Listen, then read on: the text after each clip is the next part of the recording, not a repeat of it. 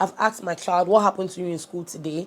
And she'll say, oh, I went to the toilet and I wanted to clean my bum and there was no toilet roll. And I'm just like, what's going on?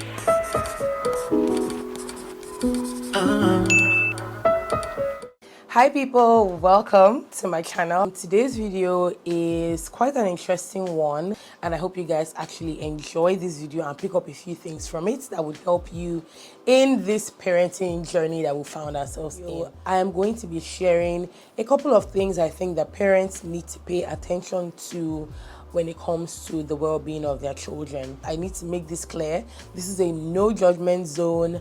We are in this thing together, and I know that parenting is not a walk in the park. There are a lot of things that might help it seem easier, feel easier, but it's definitely one of the toughest things that you can do as a human being. And I know that people's lives are very different in the sense that we all have different schedules. Some people are extremely busy and they try to juggle parenting with so many other things that they have to do in their day-to-day lives. So I'm just going to point this out, not to say that you may not know these things, but just so that you're a lot more aware, you're a lot more conscious about these things, because it's one thing to know something and it's another thing to hear someone say it over again. It just serves as a good reminder. So the very first thing that I would say before I get into the point of this video is you need to kill the guilt that you feel as a parent. We hear a lot of cases where moms feel guilty for not being able to be with their children or not being able to be present because they had to do one thing or the other.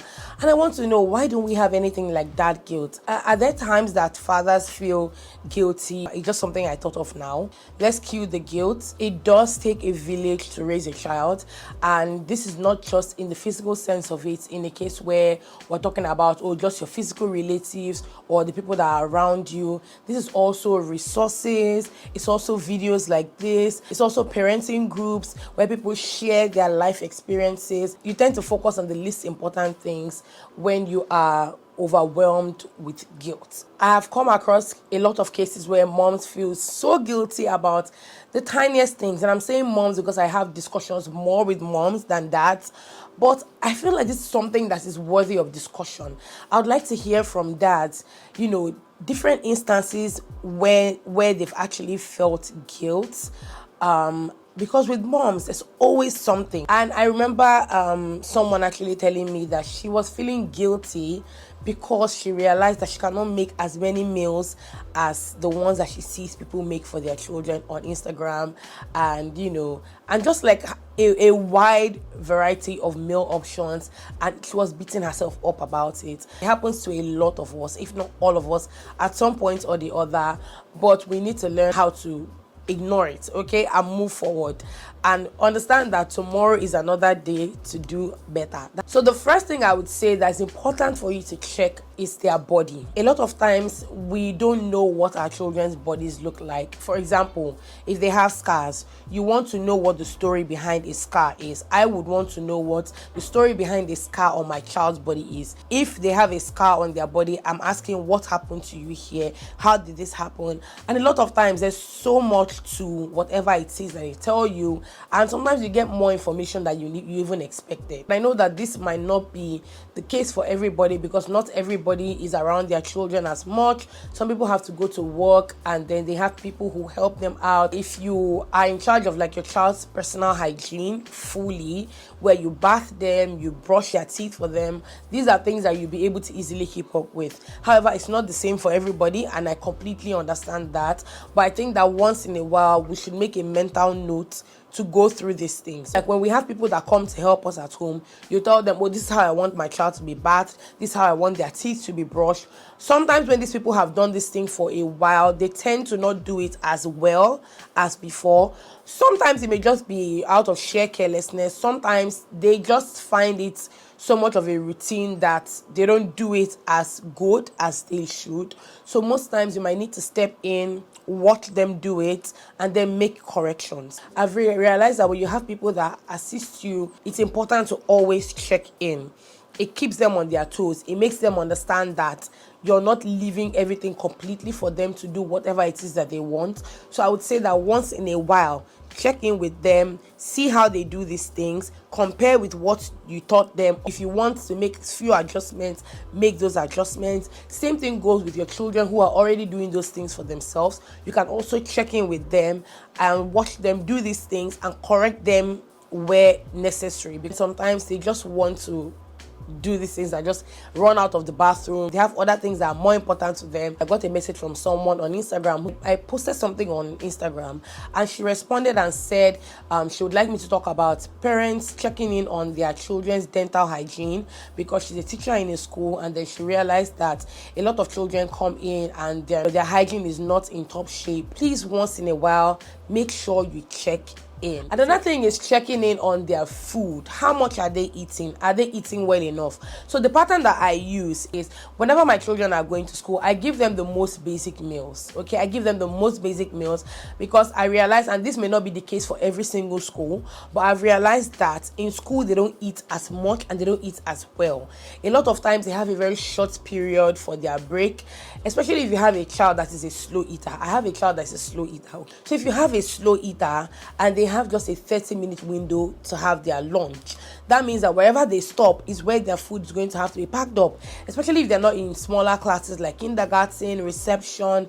Once they're in the primary school, that means that once the 30 minutes elapses, they pack up their food and that's it for lunch. There's no going back. There's nothing like, oh, we're going to leave this person to eat longer. It's not going to happen. When I put my heart and my soul into a meal and I want to give them a very beautiful, nutritious, hearty meal, I keep it for when they are home. I keep it for breakfast. I keep it for a holiday, or I keep it for dinner when I'm sure that I know they would eat to their fill and they would finish their food. So that's one thing I would also advise. If you give your children food, make sure you know what quantity they are eating.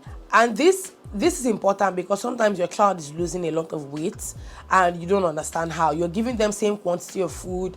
You don't know why this is happening. Most times it's because they're coming back from school with so much food, and the nannies or your helps or whoever is in charge of offloading their lunch bag pours this thing out and you have no idea how much they've eaten.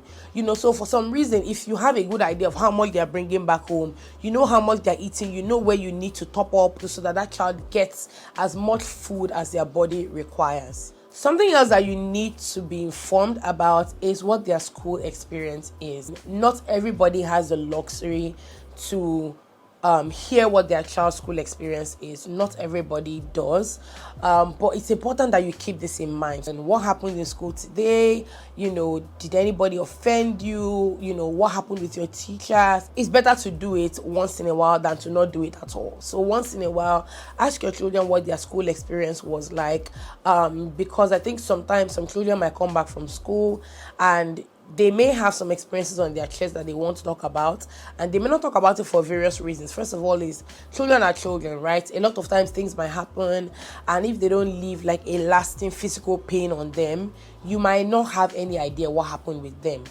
So sometimes they just get carried away with something else. Like the next thing happens and they get carried away. But when you ask them questions, it's able to take them back to what happened during school hours, and they're able to share with you. And sometimes you might realize that you might need to talk to one or two people, maybe speak to their teacher about something or approach the school about something. That is very important. I've had cases where I've asked my child, what happened to you in school today? And she'll say, oh, I went to the toilet and I wanted to clean my bum and there was no toilet roll. And I'm just like, what's going on? And my head is just like alarms ringing, and I send a message to the school or I make a phone call and I say, this is not acceptable. This should not happen again. I don't want this to happen again. So that's what I'm saying, right? Something else that you need to check up on your kids with is their device. This is so important. If you have older children like I do, I have an almost 12-year-old. I don't need to collect her phone and act like I'm going through it, but you can have conversations where you ask things like, oh, what's your favorite app right now? What have you been doing on your phone recently? Can I see? And just have honest chill conversations with them and hear where they're coming from, hear the things that they tell you. A lot of times, really depending on the relationship that you have with children, they tell you these things, and you might pick one or two things that you feel might be red flags, and you might need to apply caution, and you might need to figure out ways to get these things out of their system or of their devices. Once in a while, even my younger children, sometimes there might be some adjustments from updates, and you might need to go through their tablets just to make sure that they don't have access to things that they're not supposed to watch.